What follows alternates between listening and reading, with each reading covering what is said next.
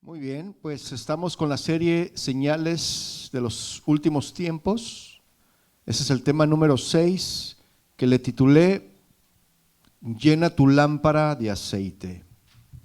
El texto base que vamos a estudiar es el Evangelio de Mateo en los capítulos 25 del 1 al 13. En lo que usted lo busca, mi hermano, yo le doy una breve introducción a este tema. La parábola, mis hermanos, de las 10 vírgenes es una de las parábolas que aparecen una a continuación de la otra en el quinto discurso de Jesús en el Evangelio según San Mateo. ¿Sí?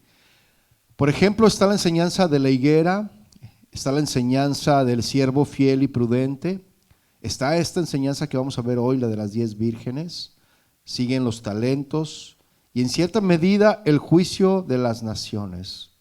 Este discurso, mis hermanos, es conocido como el discurso escatológico. El Evangelio, mis hermanos, pone en boca de Jesús la respuesta a la pregunta de sus discípulos acerca de cuáles serían las señales de su venida. Es decir, de la parousia, ¿no? Que es en el original griego, la segunda venida de nuestro Señor. Y también la inquietud que ellos tenían en cuándo sería el fin del siglo. Sí lo recuerda, ¿verdad? Y aunque Mateo, mis hermanos, haya introducido anteriormente algunos de los temas principales que encontramos en estos capítulos, como el de los falsos profetas, ¿verdad? Que ya vimos así rápidamente. También viene la persecución a los discípulos y la venida del Hijo del Hombre. En este discurso, mis hermanos, Jesús los trata de manera sistemática, ¿sí? Parte del material de estos capítulos, mis hermanos, tienen paralelos con los evangelios de Marcos y en el evangelio de Lucas también. Hay paralelos ahí con esas enseñanzas. Sin embargo, mis hermanos, la parábola, esta que vamos a estudiar hoy, ¿sí? Esta parábola y la sección sobre el juicio de las naciones son exclusivas de este evangelio de Mateo, ¿sí?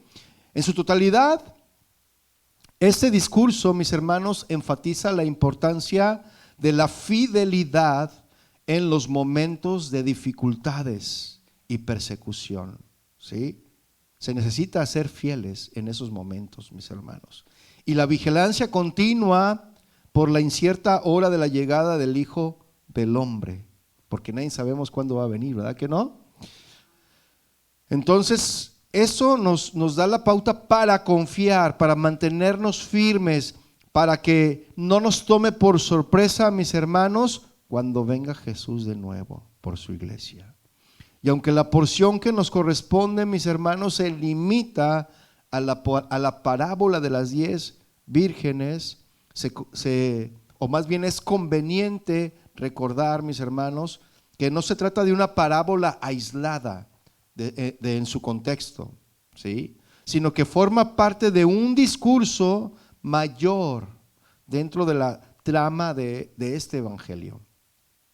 Con esto en mente, mis hermanos, con esto en mente, la interpretación de la parábola toma un matiz de sentido vinculado con el fin del mundo, ¿verdad?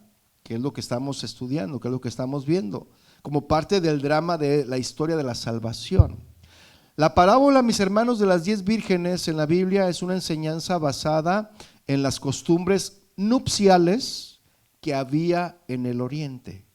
Una costumbre que se llevaba a cabo en las bodas, para que entienda, ¿verdad? Y era parte de esta costumbre, mis hermanos, que el novio fuera a la casa de la novia para llevarla a su hogar, donde se realizaría la fiesta matrimonial. Para esto existía, mis hermanos, un grupo de damas que usaban lámparas de aceite para alumbrar el camino del novio en esta procesión hacia la casa de la novia. Y aquellas que no tuvieran lista su lámpara quedaban exentas de la celebración, es decir, quedaban fuera, no eran aceptadas, no eran admitidas aquellas que no tuvieran lista su lámpara. Así que abra por favor Mateo 25, capítulo 25, verso 8. Y vamos a leer lo que dice ahí y hacemos una oración. Mateo 25:8, ¿lo tiene? Dice: y las insensatas dijeron a las prudentes: danos de vuestro aceite, porque nuestras lámparas se apagan. Mas las prudentes respondieron diciendo: para que no nos falte a nosotras y a vosotras, id más bien a los que venden y comprad para vosotras mismas. Vamos a orar, mis hermanos. Padre, te damos gracias a ti hoy en esta noche por tu presencia, Señor. Queremos honrar tu presencia, queremos glorificarte a ti. Que tú seas, Señor, exaltado y glorificado, porque para eso hemos sido formados y para eso hemos sido creados. Y hoy estamos, Señor, delante de ti para hacer eso, Señor, para lo que tú nos creaste. Y queremos, Señor, también disponer ese tiempo con todo nuestro pensamiento, nuestro corazón, nuestras fuerzas. Queremos disponerlo para escuchar tu palabra, Señor, porque sabemos que tu palabra no vuelve vacía, Señor. Habla, Señor, a nuestro corazón y siembra la semilla de tu palabra en nuestro corazón para que dé fruto al 100 por 1 en su tiempo. Gracias te damos a ti en el nombre de Jesús. Amén. Y esta parábola, mis hermanos, contrasta la conducta de 5 vírgenes prudentes con la de 5 vírgenes insensatas. ¿Sí? Las jóvenes debían estar preparadas, como ya les había mencionado, sea cual sea el momento en que llegara el novio, no importaba. Así llegara en la madrugada, así llegara en la noche, o muy temprano en la mañana, en la noche, mediodía, a la hora que el novio llegara, las novias o las vírgenes tenían que estar preparadas, mis hermanos, para acompañar la procesión de los novios a la casa de los padres del novio, donde se llevaba a cabo el banquete. ¿Sí? Ya algunos ya se están teniendo algunas ideas, ¿no? Cuando llegaba el esposo, las damas que atendían a la novia salían a recibir al esposo, fíjese, con lámparas iluminadas para guiarlo a él y a sus compañeros a la casa y a ella que iba a ser la esposa. Mire, vaya por favor, vamos a ver el relato aquí de esta parábola que Jesús nos enseña en Mateo 25:1. Dice ahí: entonces el reino de los cielos será semejante ¿a qué?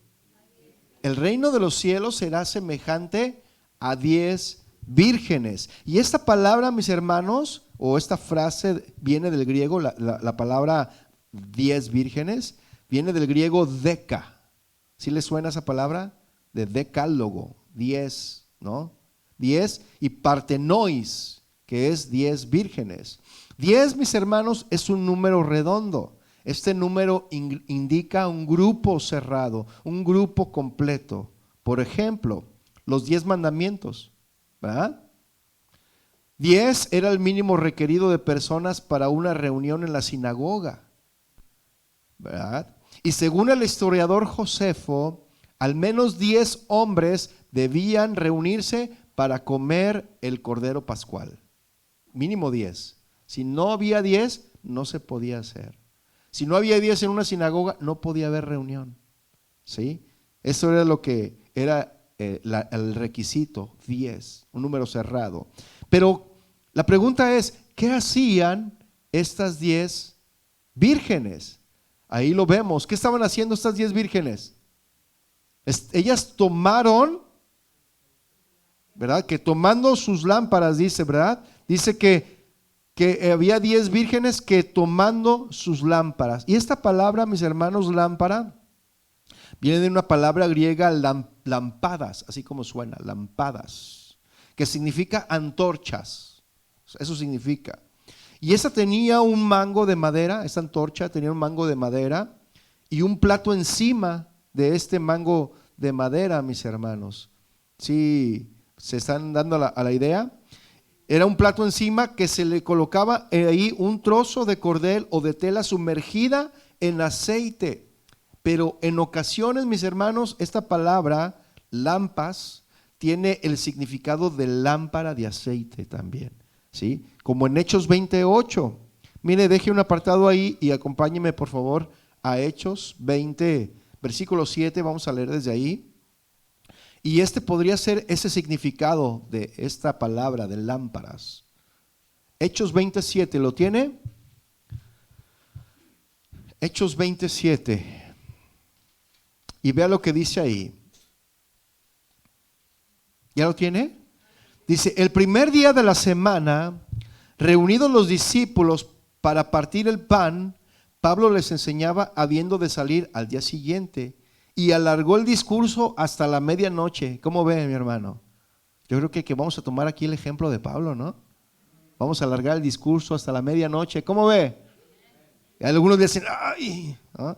Versículo 8 dice, y había muchas lámparas en el aposento alto donde estaban reunidos. Y esas son las lámparas de las que habla Jesús, de las que las vírgenes contenían. Eran unas antorchas, ¿sí? ¿Y qué más hicieron estas 10 vírgenes, mis hermanos? Continúa diciendo el versículo 1. ¿Qué más hacían? Salieron a recibir al esposo. Y este esposo aquí, mis hermanos, es sin duda Jesucristo. Estas vírgenes salieron a recibir a Jesucristo, mis hermanos, mostrándose en la máxima manifestación de amor a su esposa. ¿Sí? ¿Quién es su esposa, mis hermanos? ¿Quién es la esposa de Jesús? La iglesia. ¿Y quién es la iglesia? Nosotros. Entonces nosotros somos la novia de Cristo, que compró con su preciosa sangre. ¿Cuántos dicen amén? Efesios 5:27, mis hermanos, muestra el sentido escatológico de este versículo al unirla así en matrimonio con Él, con Jesús. Un fruto de un pacto eterno e irrevocable, mis hermanos. Deje un apartado allí y vaya por favor a Efesios 5:25. Efesios 5:25. ¿Lo tiene? Dice, maridos, amad a vuestras mujeres, así como Cristo amó a la iglesia y se entregó a sí mismo por ella, para santificarla, habiéndola purificado en el lavamiento del agua por la palabra, a fin de presentársela a sí mismo una iglesia gloriosa, que no tuviese mancha ni arruga ni cosa semejante, sino que fuese santa y sin mancha. Qué privilegio, ¿no lo cree? Para entender un poco el contexto de la historia, mis hermanos, de esta historia que Jesús está contando, tenemos que entender cómo eran las costumbres de esa época y de esa región. Tenemos que entender un poco acerca de esto. Mire, había 3 etapas para una boda judía en aquel entonces. 3 etapas. La primera etapa, mis hermanos, era la etapa del compromiso, ¿sí? Un acuerdo formal hecho por los padres. Llegaban los padres del novio con los padres de la novia y hacían un acuerdo formal, y ese era el compromiso, la primera etapa. La segunda, mis hermanos, etapa era el desposorio, así se le conocía a esta segunda etapa. Y esta etapa era la ceremonia donde se hacían los compromisos mutuos. Ya se planeaba, ya decía, no, ya vamos a dar el dote, para tal fecha vamos a casarnos, y ya estaban los compromisos haciéndose, ¿no? El padrino de invitaciones, el padrino del pastel, y ahí estaban ya con los acuerdos, ¿no? Y hasta el padrino del coyote, por ahí salió uno. Una vez salió uno que dijo, ¿te acuerdas? Que dijo que venía, que ya tenía todos los padrinos, dice, ¿no? Todos los padrinos ya estaban listos para la boda, pero le faltaba la novia. La novia todavía estaba en el extranjero. Y llegó con alguien a decirle, oye, pues ya está todo, pero ¿no quieres ser mi padrino? Sí, pero ¿de qué? De coyote, no, dice, no, de eso no, eso es ilegal, dice, eso no. ¿Ya? Entonces esa era la segunda etapa, mis hermanos. La tercera etapa era la del matrimonio. Esa es la tercera etapa de esa época. Transcurría un tiempo para que el que había desposado tomara por esposa a la joven con la cual había hecho el pacto. ¿Se acuerda, por ejemplo, José con María, que ya tenían ellos unos acuerdos? Y él secretamente quería dejar a María antes de esta tercera etapa, secretamente la quería dejar para no difamarla, ¿verdad? para que no la juzgaran y hablaran mal de ella, porque pues él sabía que estaba embarazada y que él no era el padre, ¿verdad? Entonces esa era la tercera etapa, mis hermanos. Y entonces en esa tercera etapa, mis hermanos, el novio o el esposo va a tomar como esposa o por esposa a la joven con la cual había hecho el pacto. Aproximadamente se tardaba esas tres etapas, la última etapa más bien, se tardaba aproximadamente un año después, cuando el esposo llegaba en un momento inesperado. El momento iba a llegar en cualquier momento, en un año, pasadito el año o antes, pero el novio llegaba en el momento inesperado por la novia. No se la robaba, o sea, ya estaba ya todo arreglado. Él ya iba por ella, ¿sí? Por tal razón, mis hermanos, se lee en Deuteronomio 27 lo siguiente, dice: ¿y quién se ha desposado con mujer y no la ha tomado? Vaya y vuélvase a su casa, no sea que muera en la batalla y algún otro la tome. En esta parábola, mis hermanos, las primeras dos etapas ya habían tomado lugar en esta parábola. La del compromiso y la del desposorio. Esas dos etapas ya habían pasado. Ahora las 10 vírgenes, mis hermanos, esperan la llegada del esposo por la novia. Y créanme, mis hermanos, que estas dos etapas en la actualidad ya pasaron. Estamos esperando la tercera etapa, en la que el novio va a llegar en el momento inesperado por la novia. Por eso debemos de estar preparados, ¿sí? Jesús, mis hermanos, entonces es como el novio, ¿verdad? Parece ver a Jesús como el novio, mis hermanos, parece justificado a la luz de Mateo 9:15. Mire, vaya por favor a Mateo 9:15. Mateo 9:15, por favor. ¿Lo tiene? Dice: Jesús les dijo: ¿acaso pueden los que están de bodas tener luto entre tanto que el esposo está con ellos? ¿Ustedes qué piensan? No, ¿verdad que no? Pero vendrán días cuando el esposo les será quitado y entonces ayunarán. Esto hablando de su muerte y de su ascensión, ¿verdad?, a los cielos. En el Antiguo Testamento, mis hermanos, frecuentemente describe a Dios, no al Mesías, como el novio de Israel, ¿no? Israel como la novia, ¿sí? Mire, vaya por favor a Isaías 54:4. Isaías 54:4. Si no lo encuentras rápido, yo se lo leo. Dice Isaías 54:4: no temas, pues no serás confundida, y no te avergüences, porque no serás afrentada, sino que te olvidarás de la vergüenza de tu juventud y de la afrenta de tu viudez, no tendrás más memoria. Versículo 5 dice: porque tu marido es tu hacedor, Jehová de los ejércitos es su nombre, y tu redentor, el Santo de Israel, Dios de toda la tierra, será llamado. También encontramos, mis hermanos, estas referencias en Isaías 62:5, la encontramos en Jeremías capítulo 2, verso 2, y en Oseas desde el capítulo 1 hasta el 3, entre otros, ¿sí? Así que nosotros, mis hermanos, somos, ¿qué? La novia de Cristo. ¿Sí estamos siendo claros hasta aquí? Porque veo algunos como que o están cansados de la jornada laboral de toda la semana. Así que nosotros somos la novia de Cristo, mis hermanos, y tenemos un pacto con Él, ¿sí o no? Y así como el novio iba por la novia, mis hermanos, nuestro Dios viene por la novia, la iglesia, tal como en esta parábola de las 10 vírgenes, mis hermanos. Y estas 10 vírgenes se dividía en dos grupos de a 5 cada una. Pues claro, ¿no? Dos grupos, 10 entre 2, ¿cuántos son? 5. A ver si saben matemáticas, ¿no? Matemáticas básicas. Entonces estas 10 vírgenes se dividían en dos grupos, cada grupo de 5 personas, ¿verdad? Ve al versículo 2, ahí no lo dice, ya ve, hasta el Señor sabe de matemáticas. Vea, el versículo 2 dice: 5 de ellas eran ¿cómo? prudentes, así es. Ahora, esta palabra, o cuál sería la definición, mis hermanos, para una persona prudente. Una persona prudente es aquella que piensa acerca de los riesgos posibles que conllevan ciertos acontecimientos o actividades y adecúa o modifica la conducta para no recibir o producir perjuicios innecesarios.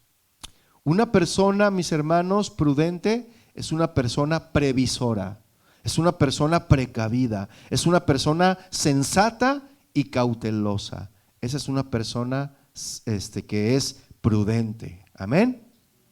Ese es el primer grupo, mis hermanos. El segundo grupo de las otras 5 dice ahí que eran como insensatas. ¿Cuál sería la definición para una persona insensata? Todo lo contrario a lo prudente, ¿verdad? No, pues sí, que fácil. Se hace la referencia, mis hermanos, a la ausencia de sensatez. Es decir, que le hace falta buen juicio. Una persona insensata es alguien que no tiene buen juicio, que no tiene prudencia, es imprudente. Alguien insensato es imprudente, ¿verdad? Le falta sabiduría.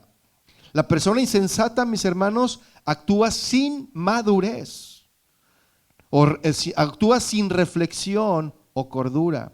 De este modo, mis hermanos, realiza acciones que son irracionales o ilógicas.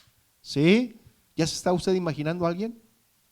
En ocasiones incluso poniendo en riesgo su vida o la de otras personas. Es una persona irresponsable. Una persona, mis hermanos, insensata es una persona irresponsable, es una persona ligera, ¿sí? Es una persona necia e inconsistente.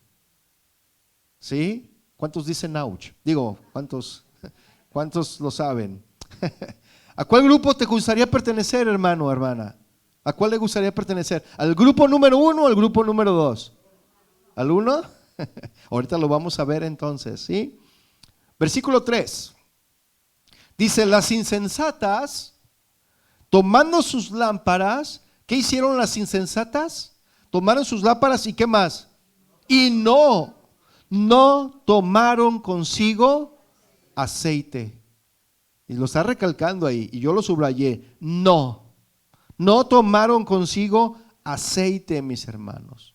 Las insensatas tuvieron el suficiente aceite para lucir por algún tiempo y aparentar como si de veras esperasen al esposo. Las insensatas iban todos los domingos a la iglesia, de vez en cuando daban sus ofrendas, se sentaban y escuchaban la predicación, aunque a veces se dormían o casi siempre, y de repente se aparecían en las reuniones de oración, de repente, ¿verdad? Porque ya ve que las reuniones de oración son las que siempre se llenan, ¿no? Y daban pues la apariencia, estas vírgenes insensatas, daban la apariencia de ser piadosas, pero no llevaban sus recipientes con las reservas de aceite necesarias para seguir alimentando sus lámparas si es que el esposo se tardaba. ¿Sí?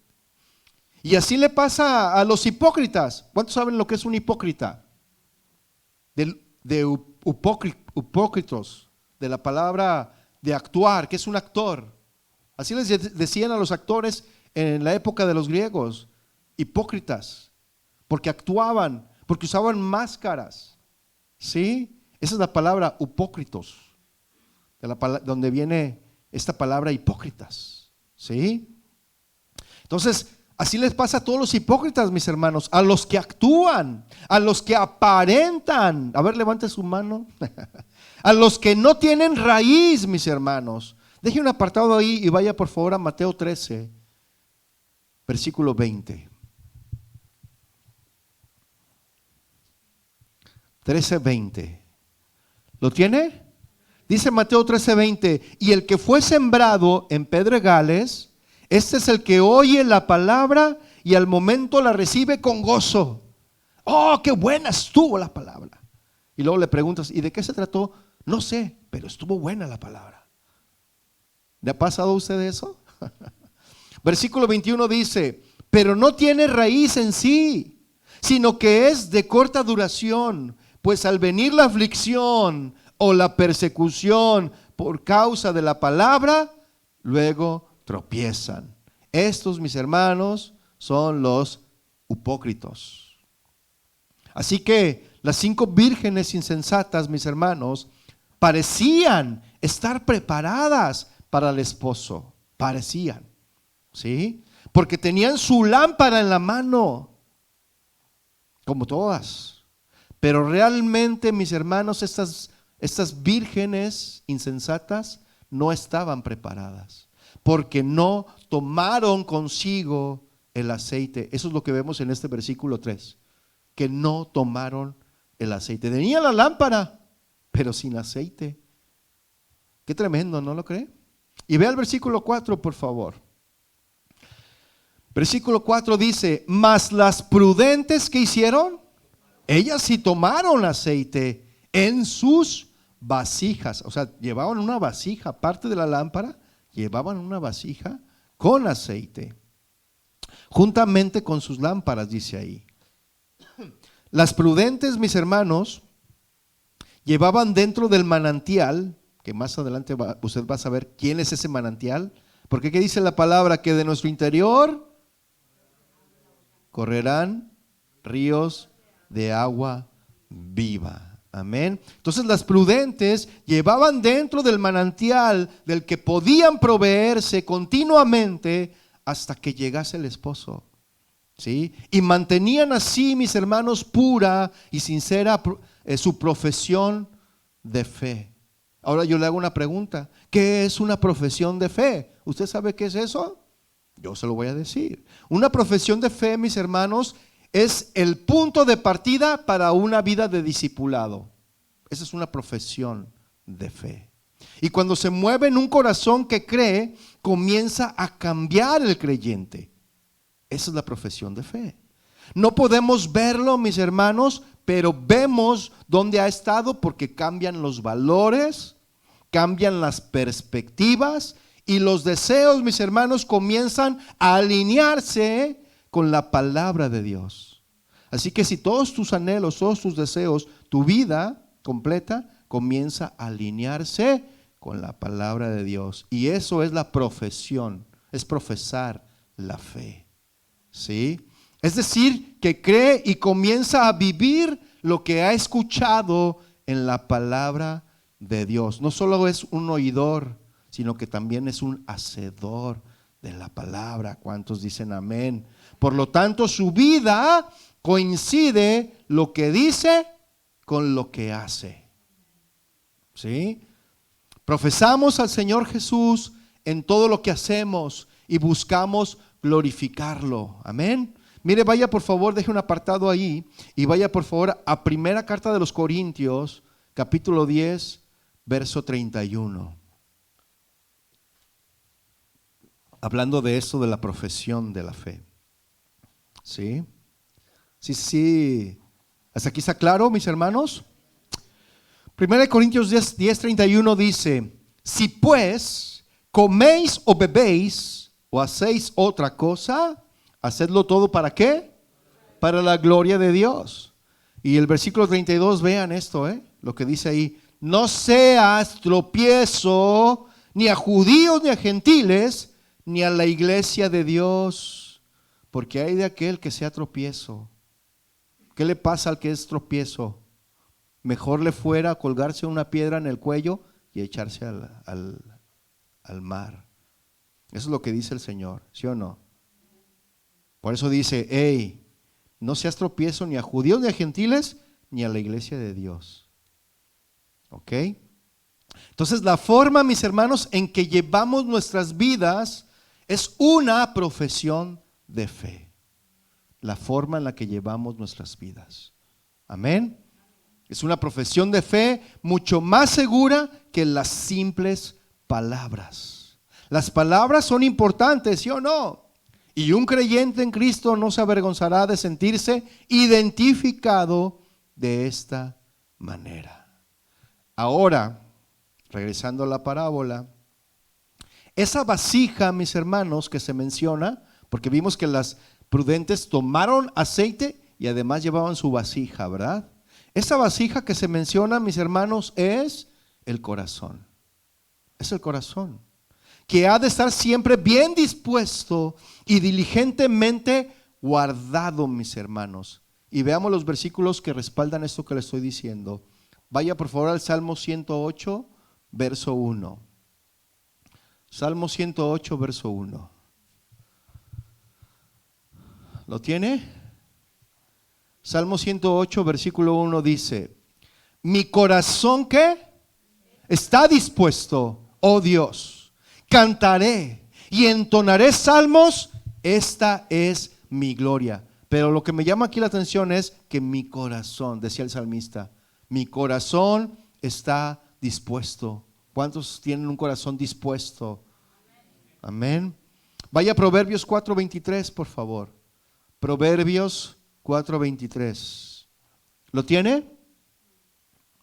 Proverbios 4:23, yo se lo leo, dice: sobre toda cosa guardada, ¿qué?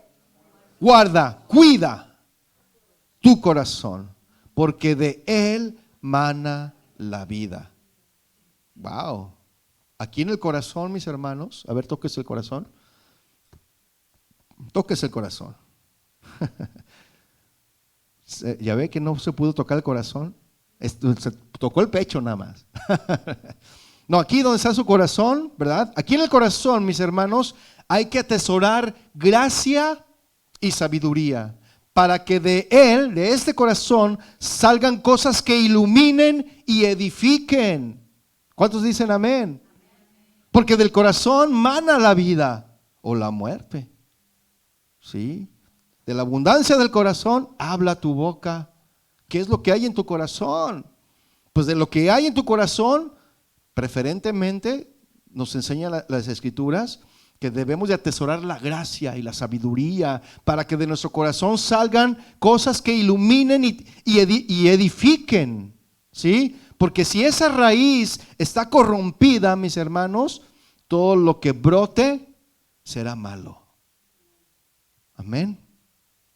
Vaya por favor al versículo 5 de Mateo 25. Mateo 25, 5. ¿Lo tiene? Dice: y tardándose el esposo, ¿qué pasó, mis hermanos? Cabecearon solamente las insensatas. No todas, ¿verdad? Todas. Y tardándose el esposo, cabecearon todas y se durmieron. Qué tremendo es esto, mis hermanos. Es decir, que tanto las prudentes como las insensatas se durmieron. Y toda persona, mis hermanos, que vela durante un largo tiempo, al concentrar la atención y quizá con alguna tensión nerviosa, llega un momento en que si se relaja, cabecea y se duerme, así como algunos de ustedes. Una vez me contó alguien que trabajaba de velador. Pues era su trabajo, no ir y velar, pero no iba y velaba, iba y se dormía. Y una vez se le metieron a robar. ¿Y todo por qué? Porque no estaba vigilante, no estaba velando, ¿verdad? Entonces, con cualquier detalle, pues tú te relajas y te duermes, ¿sí o no? Te duermes a gusto. Y a veces algunos, pues aquí, o sea, como esas vírgenes vieron que se tardaba el esposo, dijeron: pues vamos a echarnos un coyotito, ¿no? Que al cabo se vale. También el Señor habla en sueños, ¿poco no? Y es un error, mis hermanos, atribuir falta, ese es un error, atribuir falta o pecado a este detalle. Pues es evidente, mis hermanos, que no era esa la intención del Señor de mostrar esta parábola o de decirlo, ¿sí? Sino solo implica, o más bien implicaba con ello, la tardanza del esposo. Ya que lo importante, mis hermanos, es que las lámparas de las prudentes siguieron brillando con el mismo esplendor, aunque estaban dormidas, pero sus lámparas estaban brillantes, ¿sí? Mientras que las lámparas de las insensatas, por falta de combustible, por falta de aceite, ya comenzaban a apagarse. Las dos estaban dormidas, ¿no? Tanto las prudentes como las insensatas. Pero de las unas, su lámpara seguía brillando. Amén. Y de las otras, su lámpara estaba por apagarse. Qué descuido, ¿no? Y hay momentos, mis hermanos, en los cuales el tiempo de la venida del Señor parece largo. Más de 2000 años que anunciaron que el Señor vendría, que el Señor dijo que vendría. Y luego dice Pedro que algunos lo tienen por tardanza. ¿Sí o no? Pero Él llegará en lo que menos esperamos. ¿Sí? Tanto que podemos pensar, ¿no?, que aún tardará mucho más tiempo para venir por su iglesia. Podemos pensar eso porque pues ya más de 2000 años y no llega el Señor. Podemos pensar que pues ya parece largo, que no va a venir.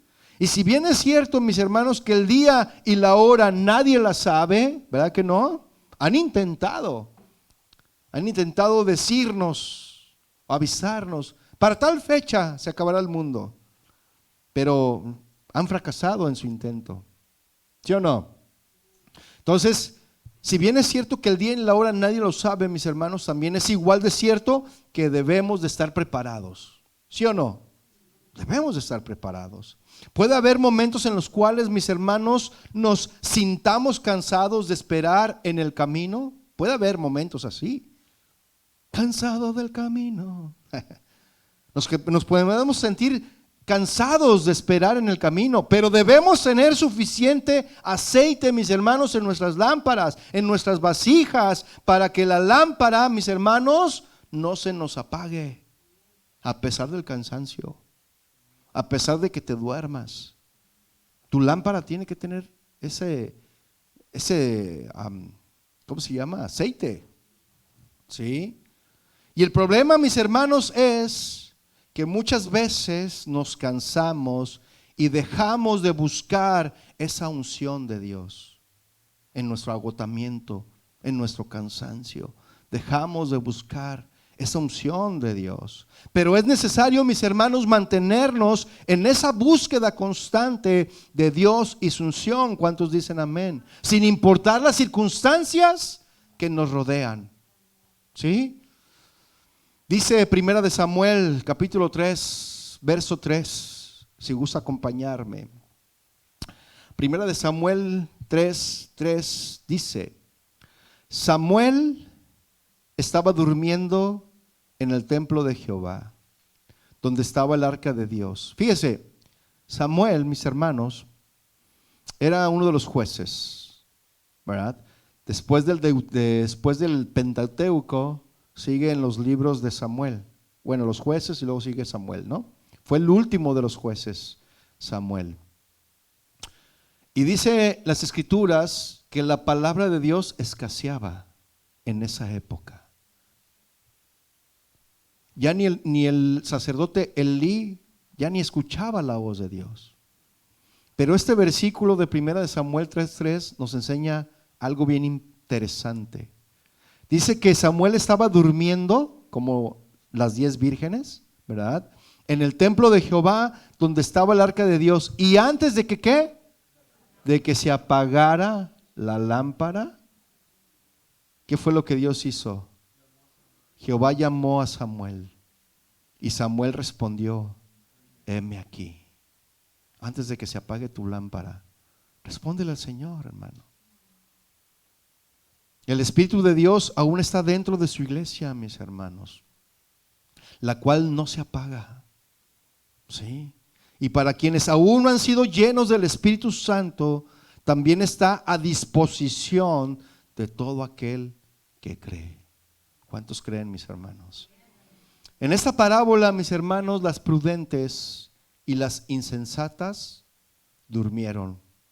Pero las prudentes estaban preparadas para actuar de inmediato cuando fueran despertadas inesperadamente. Estaban preparadas para eso. Las insensatas no estaban preparadas. Por eso yo le pregunto: ¿de cuál grupo es usted? Usted dice, ¿de la 1 o del 2? Algunos dijeron, no, del 2.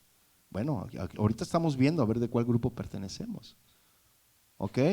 Ambos grupos, mis hermanos, están esperando para escoltar al esposo en procesión festiva. Probablemente, mis hermanos, en la última etapa de las ceremonias, como le dije, mientras lleva a su esposa a casa para el banquete de boda, a las bodas del Cordero, mis hermanos. ¿Cuántos quieren estar ahí?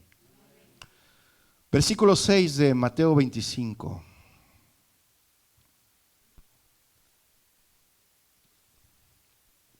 ¿Lo tiene? Mateo 25, 6 dice: y a la medianoche se oyó un clamor. A la medianoche. Cuando yo vi esto, mis hermanos, cuando leí esto me recordó que el martes 24 de enero de este año, ¿cuántos lo recuerdan esa noticia? ¿Sí? Un grupo de científicos anunció que adelantó las manecillas del reloj del juicio final. ¿Se acuerdan que fue una noticia muy sonada? ¿No ven las noticias, hermanos? ¿Sí lo escucharon o no? ¿Cuántos? A ver, levanten su mano los que escucharon. Hermanos, tenemos que estar preparados, que no nos agarre de sorpresa. Tenemos que estar atentos a nuestro alrededor. No podemos estar dormidos. Bueno, sí podemos estar dormidos, pero tenemos que estar preparados. ¿Sí? Espero que eso sea nada más porque se durmió poquito y no escuchó. Pero fue una noticia muy sonada, mis hermanos. Esa noticia anunció que un grupo de científicos anunció que adelantó las manecillas del reloj del juicio final, conocido en inglés como el Doomsday Clock. Algo así se dice, ¿no? Y se observaban las manecillas cerca de la hora 12. Le invito a mi hermano que lo investigue, que se meta, que lo vea. ¿Sí? Ese reloj tiene décadas que se puso, y estaba a los 15 minutos y el reloj se fue moviendo. Y ahorita ya está cerca de la medianoche, o del mediodía, o de la hora 12, pues, de la hora 0, como quiera llamarle, indicando que la humanidad está más cerca que nunca del apocalipsis y se avecina una época de peligro sin precedentes. Por eso dice aquí, y a la medianoche, ya falta poco para la medianoche, mis hermanos. No sé cuánto falte, pero falta poco para la medianoche. Y a la medianoche se oyó un clamor. ¿Cuál fue el clamor, mis hermanos? ¡Aquí viene el esposo! Era un clamor, ¿sí? Salid a recibirle. Esa lo desperté, ¿verdad? Ese clamor es el mismo de hoy en día, mis hermanos. Jesucristo viene por su iglesia. Pero el problema es que muchas veces podemos cabecear, o peor aún, descuidarnos, mis hermanos, a tal punto que seamos como las 5 vírgenes insensatas y no podamos disfrutar de las bodas del Cordero. Ese es el punto, mis hermanos. Y es necesario, mis hermanos, que como iglesia podamos ser como las 5 vírgenes sensatas, como las 5 vírgenes prudentes que tomaron consigo aceite y estaban preparadas para unirse a la comitiva y entrar a las bodas, mis hermanos. Por lo tanto, la Biblia dice en Mateo 25:13: velad pues, porque no sabéis el día ni la hora en que el Hijo del Hombre ha de venir. Así que de repente, mis hermanos, se escuchó el clamor y queda preservada por ese tiempo, ¿sí? Con toda la contaminación, con toda la conmoción, con toda la confusión y las prisas para ir a los vendedores de aceite. Imagínense, estaban dormidas y de repente escucharon: ¡ahí viene el novio! ¡Ay, ay, ay! Se despertaron y corre, prende tu plan, la lámpara, corre el aceite. Y las que estaban las insensatas hicieron lo mismo, pero no tenían aceite. Y ay, ¿ahora qué vamos a hacer? Las otras prepararon su lámpara y otra vez volvió a agarrar fuego, ¿no? No se había apagado su lámpara, pero le echaron más aceite, ¿no? Una antorchota que había ahí. Pero las insensatas, mis hermanos, buscaron aceite y no lo encontraron, y su lámpara ya estaba así, ya la luz bien tenue, ya no alumbraba ni siquiera a un pie de distancia. Y vea lo que sucede en el versículo 7. Entonces, ¿qué? Todas aquellas vírgenes se levantaron y arreglaron sus lámparas, ¿sí? Dispusieron las mechas, habiendo estado las luces apagadas, mientras dormían, pusieron aceite en los platos y las volvieron a encender, ¿sí? En una hora inesperada, mis hermanos, el esposo vino a la boda. La corte nupcial, todas aquellas vírgenes inmediatamente empezaron a preparar sus lámparas para prenderlas, como les mencioné. Arreglaron sus lámparas, literalmente es poner las antorchas en orden. Y es una advertencia dirigida, mis hermanos, específicamente a aquellos dentro de la iglesia los que profesan la fe. De que no deben asumir que su futuro está incondicionalmente asegurado. No se confíe, hermano. Su futuro quizá no está asegurado. Las 10 esperaban estar en el banquete. Las 10, ¿sí o no? Las 10 esperaban y querían estar en el banquete. Y hasta que llegue el momento, mis hermanos, no hay diferencia aparente entre ellas. No hay diferencia. Mire, aquí todos nos vemos muy bonitos. Todos podemos poner nuestra cara de Juan Diego o de María Magdalena, ¿verdad?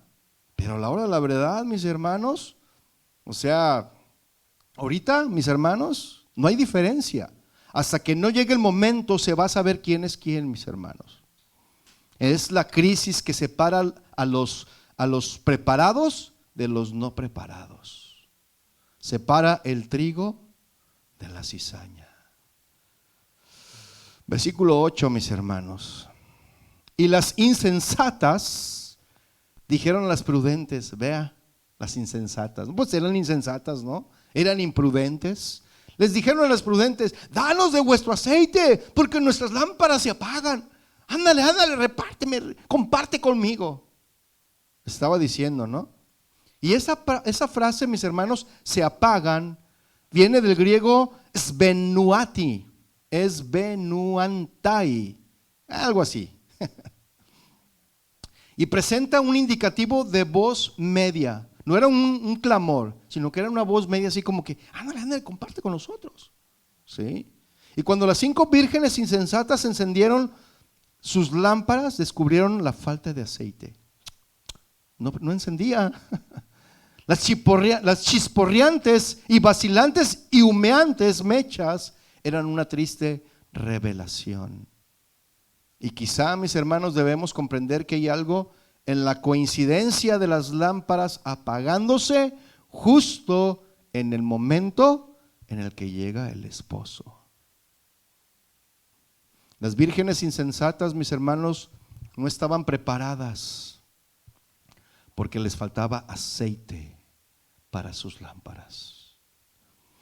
En muchos pasajes bíblicos, mis hermanos, el aceite es un símbolo del Espíritu Santo, el aceite. Como dice en Zacarías 4, versículos 1 al 7. Usted después lo busca. Lo que va a alumbrar, mis hermanos, nuestro camino para irnos con Jesucristo es el Espíritu Santo dentro de nosotros. ¿Sí? Porque la Biblia dice en Romanos 8:11, mire, yo se lo leo, dice: y si el Espíritu de aquel que levantó de los muertos a Jesús mora en vosotros, el que levantó de los muertos a Cristo Jesús vivificará vuestros cuerpos mortales. ¿Por qué? Por su Espíritu que mora en vosotros. Wow. En el Espíritu Santo de Dios, mis hermanos, el que va a transformar este cuerpo mortal, más bien es el Espíritu Santo de Dios quien va a transformar este cuerpo mortal y lo vivificará para vivir una eternidad con Cristo. Amén. Pero ¿qué dijeron las insensatas? ¿Qué dijeron? Ya la hicimos. Nosotros no nos preparamos, pero las que sí se prepararon van a compartir con nosotros de lo que ellas tienen. Aleluya. Qué bendición. ¿Verdad? Pero vea la respuesta de las prudentes. Versículo 9. La respuesta de las prudentes dice: mas las prudentes respondieron diciendo: para que no nos falte a nosotras y a vosotras, id más bien a los que venden y comprar para vosotras mismas. Una respuesta prudente, ¿no lo cree? A una petición o a una solicitud insensata. Y así es como debemos de responder, mis hermanos. Responder con prudencia. Amén. Según la estructura de esta parábola, se supone que las vírgenes prudentes tenían suficiente aceite para sí mismas, según la estructura de esta parábola, ¿sí? Pero habrían derrochado insensatamente este aceite, mis hermanos, si lo hubieran compartido con las insensatas. Se hubieran convertido también en otras vírgenes insensatas, al compartir con ellas lo que ellas tenían, ¿sí? Pero además, mis hermanos, el aceite indica claramente la realidad interior de la gracia, pero en un aspecto especial, mis hermanos, ya que el aceite es, en la Escritura, es el símbolo del Espíritu Santo, mis hermanos, en cuanto unge, ilumina, cura, fortifica, dispone para el servicio y alegra el corazón, mis hermanos. El aceite es símbolo de la gracia del Espíritu Santo, mis hermanos. Amén.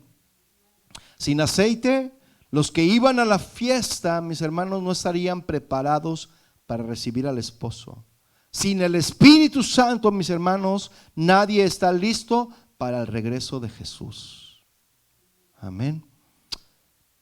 El aceite de olivo, mis hermanos, es una buena representación del Espíritu Santo por muchas razones. El aceite, mis hermanos, lubrica cuando se usa para ese propósito, para lubricar. ¿Sí o no? Sí, y hay poca fricción y desgaste entre los que están lubricados por el Espíritu de Dios, mis hermanos. El aceite sana y fue usado como tratamiento médico en tiempos bíblicos. Eso lo vemos en Lucas 10:34. Y el Espíritu de Dios, mis hermanos, trae sanidad y restauración. ¿Cuántos dicen amén? El aceite alumbra cuando se quema en una lámpara, ¿sí? Y donde está el Espíritu de Dios, ahí hay luz. Ahí hay libertad, pero ahí hay luz. El aceite calienta cuando se usa como combustible para una llama. Y donde el Espíritu de Dios está, hay calentamiento y confort, ¿sí? El aceite, mis hermanos, vigoriza cuando se usa para masajear, ¿sí? Le pone así aceite y luego lo masajean en la espalda y sientas así, ¡ay! ¿No? Entonces el Espíritu Santo, mis hermanos, nos vigoriza para su servicio, ¿sí? ¿Amén o no amén? El aceite, mis hermanos, adorna cuando se aplica como perfume, ¿sí? Y el Espíritu Santo nos adorna y nos hace más agradable a los que nos rodean. El aceite, mis hermanos, pule cuando se usa para bruñir el metal. Y el Espíritu Santo nos limpia de mugre y nos alisa nuestras asperezas. Nadie, mis hermanos, puede ser un verdadero cristiano sin el Espíritu Santo que mora en él, como dice Romanos 8:9. Mas vosotros no vivís la carne, sino según el Espíritu, si es que el Espíritu de Dios mora en vosotros. Y si alguno no tiene el Espíritu de Cristo, no es de él. Porque el Espíritu de Dios es el sello. Nos viene y nos sella. Este es mío, este me pertenece. Hables o no hables en lenguas, Ya desde el simple hecho de que creíste, viene el Espíritu Santo y te sella. Amén. Y en esa parábola, mis hermanos, Jesús probablemente no quiso dar a entender una separación entre los cristianos que están llenos del Espíritu y los que no están llenos del Espíritu. Lo que Jesús quiso decir aquí en esta parábola, mis hermanos, es la distinción entre cristianos verdaderos y falsos creyentes. Porque hay falsos creyentes. ¿Cuántos sabían? Sin embargo, mis hermanos, una clave para ser un cristiano preparado es estar constantemente siendo llenado por el Espíritu Santo. Amén. Efesios 5:18 lo dice: no se embriaguen con vino, en lo cual hay disolución, antes bien ser ¿qué? Llenos del Espíritu. ¿Ven? Entonces mucha de la debilidad, mucha de la derrota, mucho del estancamiento en nuestras vidas, mis hermanos espirituales, puede explicarse si no estamos siendo constantemente llenados del Espíritu Santo. Por eso fracasamos, mis hermanos. Y de la misma manera que nadie puede creer por otro, por eso las prudentes dijeron: no, pues vayan a donde les puedan dar. Nadie puede creer por otro, ¿sí o no? Nadie puede salvarse por otro, ni comer por otro, ¿verdad que no? ¿Tú tienes hambre? Yo tengo hambre, yo voy y me como 10 tacos y se te quita el hambre. No, tú también quieres comer, ¿verdad? Tú también quieres tus tacos. Yo te puedo decir: ¿sabes qué? Nomás de verme, llénate. Y eso es lo que querían las insensatas. ¿Sí? Nadie, mis hermanos, puede comer por otro, tampoco puede dar a otro el Espíritu Santo. Yo tengo el Espíritu Santo, te lo reparto.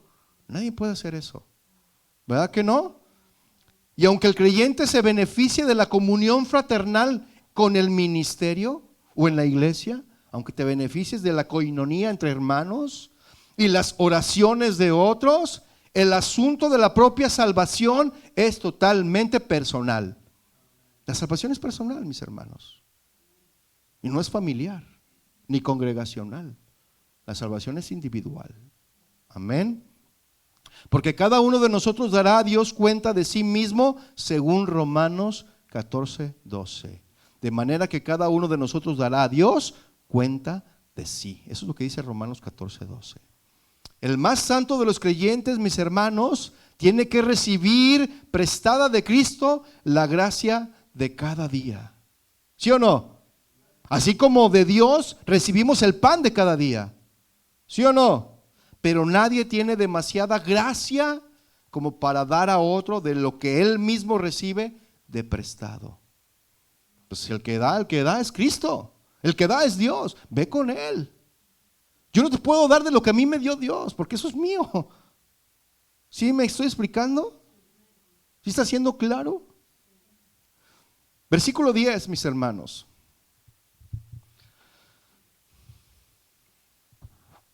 Versículo 10 dice: pero mientras ellas iban a comprar, ¿qué es lo que pasó? Vino el esposo, y las que estaban preparadas entraron con él a las bodas. Los que estaban preparados, los que estén preparados, mis hermanos, van a entrar a las bodas. Tenemos que estar preparados, mis hermanos. Pero dice ahí algo impactante: y se cerró la puerta. ¿No les suena esto familiar? El castigo, mis hermanos, fue severo para las vírgenes insensatas.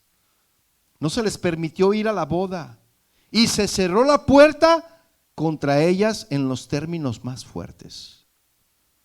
Y le preguntaba si no se le hacía familiar esto, como en los días de Noé. Sí. Y Dios cerró la puerta del arca. Y los que quedaron afuera, cuando empezaron a ver que empezaba a caer agua, porque jamás habían visto la lluvia, empezaron a gritar: ¡ábranos! Ya no se pudo hacer nada. Y una vez que el Señor cierra la puerta, vas a quedar afuera. Ya no vas a poder entrar. ¿Sí? Y la ruina fue grande para estas personas que no pudieron entrar al arca, para aquellos que no creyeron, que no se prepararon. Versículo 11.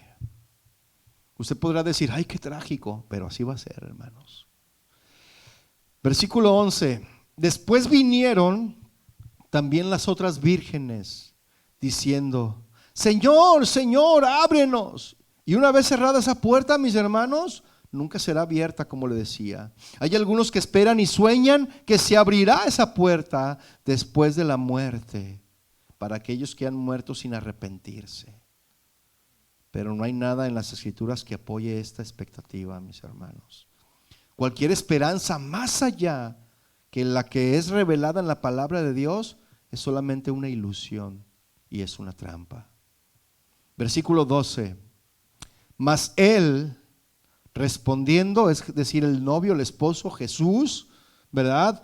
Él respondiendo dijo: de cierto les digo que no les conozco. ¿Cuándo tuvieron una comunión conmigo? ¿Cuándo tuvieron el cuidado de buscarme a mí en oración, en mi palabra? No les conozco.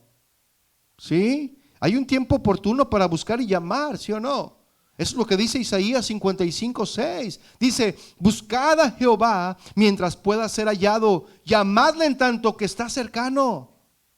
Deje el impío su camino y el hombre inicuo sus pensamientos, y vuélvase a Jehová, el cual tendrá de él misericordia, y al Dios nuestro, el cual será amplio en perdonar. Mientras pueda ser buscado, ¿sí? Mientras pueda ser hallado. Hay tiempo favorable, mis hermanos, y día de salvación también. Isaías 49:8 lo dice: así dijo Jehová, en tiempo aceptable te oí, y en el día de salvación te ayudé, y te guardaré, y te daré por pacto al pueblo, para que restaures la tierra, para que heredes asoladas heredades. Mientras la puerta está abierta, mis hermanos, todos pueden acogerse a la promesa del Señor. Mientras la puerta está abierta, ¿sí? Mateo 7:7 dice: pedid y se os dará, buscad y hallaréis, llamad y se os abrirá. Porque todo aquel que pide recibe, y el que busca halla, y al que llama se le abrirá. ¿Sí? Pero ahora, en esta parábola, se cerró la puerta. No hay palabras que puedan expresar la tragedia que esto significa, mis hermanos. De verdad se los digo. El apelo de las muchachas y la respuesta del esposo nos hacen recordar, mis hermanos, las palabras escalofriantes de Mateo 7:21 al 23. Váyalo buscando, Mateo 7:21 al 23. Esas palabras que dicen: no les conozco. Es una fórmula decisiva de rechazo, mis hermanos, más que una mera declaración de hecho. Es un rechazo rotundo. Ya lo tiene Mateo 7:21. Vean lo que dice ahí: no todo el que me dice Señor, Señor entrará en el reino de los cielos, sino el que ¿qué? El que hace ¿qué? La voluntad de mi Padre que está en los cielos. Muchos me dirán en aquel día, cuando ya esté cerrada la puerta, muchos me dirán en aquel día: Señor, Señor, ¿no profetizamos en tu nombre? Íbamos a la iglesia todos los viernes y los domingos. Íbamos a la oración. Yo daba mi diezmo. Yo daba mi ofrenda. Yo estaba ahí. ¿No profetizamos en tu nombre y en tu nombre echamos fuera demonios? Y en tu nombre hicimos muchos milagros. Y entonces les declararé. ¿Qué es lo que les va a declarar? Nunca os conocí. Apártense de mí, hacedores de maldad. Eso es tremendo, mis hermanos. Eso es para tener temor. Eso es para tener temor, mis hermanos. ¿En qué grupo estamos? ¿En los sensatos o en los insensatos? ¿En los prudentes o en los insensatos? Por tal motivo, mis hermanos, la recomendación que nos hace Jesús, y no debemos tomarla muy a la ligera, es la siguiente, versículo 13. Esa es una recomendación que el Señor Jesús nos hace a todos nosotros que nos decimos ser creyentes, que profesamos la fe. ¿Qué dice el versículo 13? Velad pues, porque no sabes el día ni la hora en que el Hijo del Hombre ha de venir.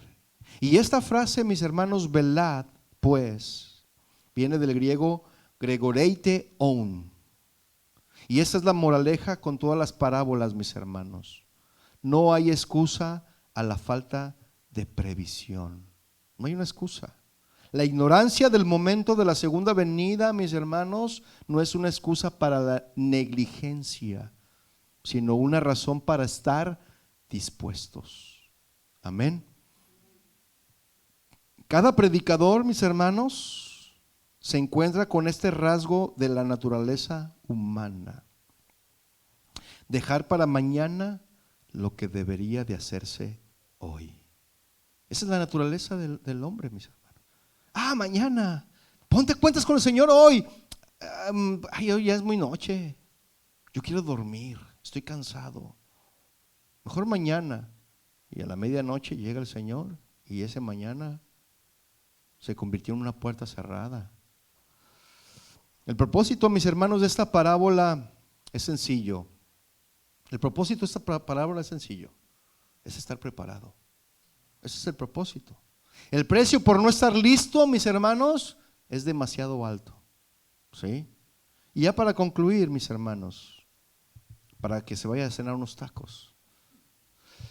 La Biblia es clara al afirmar el regreso de Jesucristo por su iglesia, pues aparecerá por segunda vez, mis hermanos, sin relación con el pecado para salvar a los que le esperan. Eso viene en Hebreos 9:28. Y sin duda alguna, mis hermanos, la parábola de las 10 vírgenes nos enseña que Cristo viene. ¿Sí? Y Pablo nos dice: alentaos los unos a los otros con estas palabras. Y esta es nuestra esperanza y nuestro ardiente deseo. Jesucristo viene, mis hermanos, por su iglesia. La iglesia del Señor, igual que en la parábola de las 10 vírgenes, debe de estar preparada para cuando Cristo venga. No importa que las tinieblas de este mundo nos quieran perder en la oscuridad, mis hermanos, no importa eso. Debemos ser como Juan el Bautista, de quien se dice que era antorcha que ardía y alumbraba. Eso usted lo encuentra en Juan 5:35, para los que anotan. Y Pablo dice: la noche está avanzada y se acerca el día. Romanos 13:12. Por lo tanto, debemos de estar preparados, mis hermanos. Las 10 vírgenes representan la iglesia del Señor.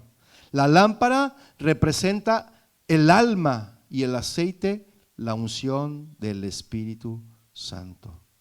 Así que llenemos, mis hermanos, nuestra alma, es decir, nuestra lámpara, llenémosla con la unción del Espíritu Santo, que es el aceite. Amén. Póngase de pie, por favor. Vamos a orar. Gracias, Señor. Gracias, mi Dios, te damos a ti hoy en esta noche, Padre, por tu fidelidad, por tu amor, por tu grandeza, Señor. No hay nada que se compare a tu poder, a tu majestad, mi Dios. Tú eres inigualable, Señor. Te exaltamos a ti, mi Dios. Sabemos, Padre, que tú vienes pronto por tu iglesia. Queremos estar preparados, Señor. No queremos ser como esas 5 vírgenes que no estaban preparadas, que fueron insensatas, que fueron imprudentes en prepararse para tu venida. Nosotros, Señor, queremos llenar nuestra lámpara de aceite. Y no solamente nuestra lámpara, también nuestra vasija. Queremos, Señor, buscarte a ti de día y de noche.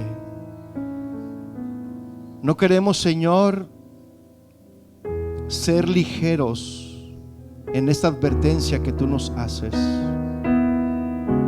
porque tú nos has dejado, Señor, plasmado en tu palabra el mensaje de lo que tenemos que hacer, que no debemos de ser imprudentes, sino que debemos de ser prudentes y guardar y llenar nuestra lámpara de aceite. Y aunque el novio tardase, nosotros tenemos que estar preparados para cuando Él venga y no nos tome por sorpresa y no estemos preparados. Gracias, Señor, por advertirnos en tu palabra lo que tenemos que hacer. Yo quiero obedecer, Señor. Yo quiero caminar en pureza. Yo quiero caminar en santidad. Yo quiero, Señor, hacer tu voluntad. Ya no quiero vivir como yo quiero vivir. Ya no, Señor. Ya no quiero vivir en pecado. Ya no quiero vivir haciendo mi gadarena gana, Señor. Quiero hacer tu voluntad, porque tu voluntad es buena, es agradable, es perfecta, Señor. Tu voluntad, Señor, es la que nos guía. Tu voluntad es mejor que la mía. Y aunque a veces, en ocasiones, no me siento cómodo, Señor, que tu voluntad se anteponga a la mía, yo quiero hacer tu voluntad, porque sé que es lo mejor para mí. Y si no hemos obedecido, Señor, y si tú ya nos has advertido y hemos sentido en nuestro corazón que debemos de hacer ese cambio y no lo hemos hecho, te pedimos, Señor, que nos perdones, que tengas misericordia de nosotros, Señor. Perdona, Señor, nuestra insensatez. Perdona, Señor. Perdona, Señor, nuestra excesiva confianza, porque sabemos que no estamos seguros, no estamos asegurados, pero en ti estaremos seguros, Señor. Bendice a cada uno de mis hermanos, Señor. Ayúdales, guíales por medio de tu Espíritu Santo a toda verdad, porque tu palabra es verdad. Gracias, Señor. Te bendecimos a ti en el nombre de Jesús.